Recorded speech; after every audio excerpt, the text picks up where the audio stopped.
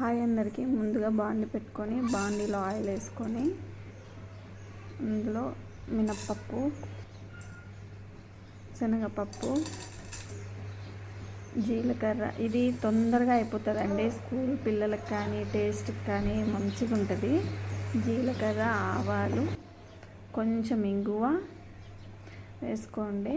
ఇది ఇంకా ఎగ్ సాయంత్రం టైంలో చేసుకుంటే ఎగ్ రైస్ అంటే ఎగ్ ఫ్రై పక్కన చేసుకొని ఈ టమాటా రైస్లోకి బాగుంటుంది. మిరియాలు, జీలకర్ర, లవంగాలు, యాలుక్క మొత్తం వేసేసుకొని బాగా ఎర్రగా వేయించుకొని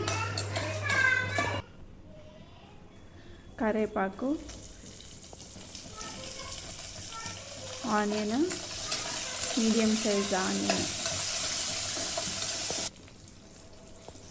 అందులో 2-3 వెల్లుల్లి రెబ్బలు, ఒక 2 టమాటా,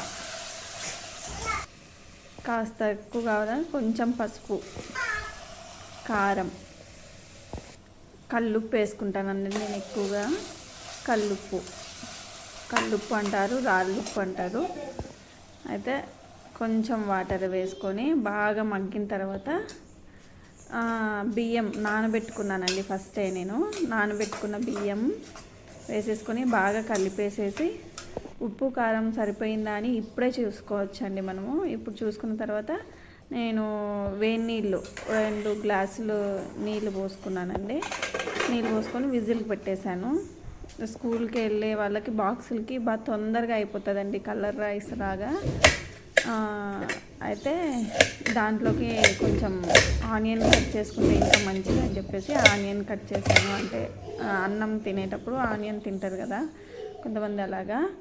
నేనైతే 3 టమాటాలు వేసానండి అందులోకి, టమాటా రైస్లోకి.